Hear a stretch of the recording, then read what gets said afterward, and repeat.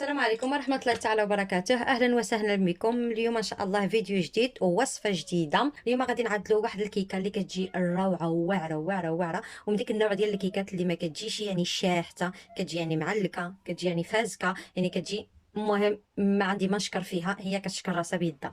غادي نبداو بسم الله على بركه الله. هنايا عندي جوج ديال التفاحات كبارين اللي قطعتهم بهاد الطريفات كيف ما كتشوفوا هكذا. كنزيدوا لهم عصير ديال الحامضه باش ما يكحلوش معانا، اي ليمونه زعما. غادي نخليوهم جانبا. اول حاجه غادي نحتاجوا 3 ديال البيضات، قبصه ديال الملح، واحد الساشي ديال الباني اي لافاني، كاس السكر سنيده ما عمرشي، نتوما كتعملوا الكاس اللي بغيتو. كاس ديال الزيت حتى هو ما يكونش عامر. غادي نحتاجو هنايا واحد دانون اي يوغور. انا هنايا غادي نعمل عندي ديال الفانيليا. غنعمل هنايا جوج ديال الخميرات ديال الحلوى 15 غرام. غادي نضرب هادشي هذا كامل صافي. هنايا غادي نعمل قشور حامضه، قشور ليمونه بنفس الكاس اللي عبرنا به. غادي نعمل هنايا الطحين الدقيق، غادي نزيد نص كاس باش نعطيكم العبر يعني مدقوق هو هذاك. الا كان باقي خصنا راه نعاود نزيد. دابا من كاس ونص، وغادي نزيد نص اخر. يعني هنايا احتاج جوج د الكيسان بنفس الكاس اللي عبرنا به في الاول. الطاوه ديالنا اللي غادي نعملوها في يعني نعملو فيها الكيكه، كنفرشوا الكاغيط ضروري ومؤكد حيت غتكون فيها التفاح، والتفاح يقدر يلصقنا لتحت وغادي ما تبقاش يعني كيكه غتسرود معنا.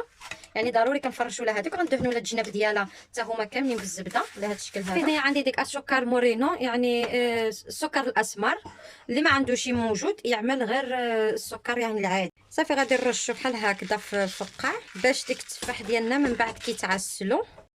هنايا كنستف ديك التفاح هما الاولى. شحال ما زيدتو هنايا ديال التفاح كتجي الكيكه كتكون عامره بالتفاح وكيجيو معسلين وكيجيو لذاذين. شحال ما كرصتو ديال التفاح ماشي مشكل.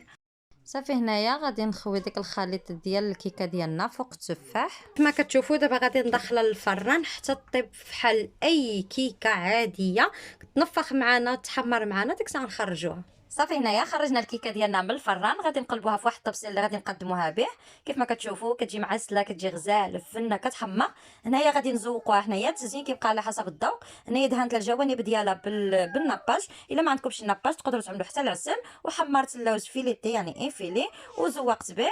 والتزيين طبيعه الحال كيبقى على حسب الذوق. وهنا غادي نقطع معكم وغادي نوريها لكم. عرفتي كتجي هشيشه وكتجي معسله بالتفاح، كتجي كتحمر. كنتمنى حبيباتي من كل قلبي تجربوها وتنال الاعجاب ديالكم. راه هنا اللي غادي تجربوها ما غاديش تستغناو عليها. وخليتكم في امان الله.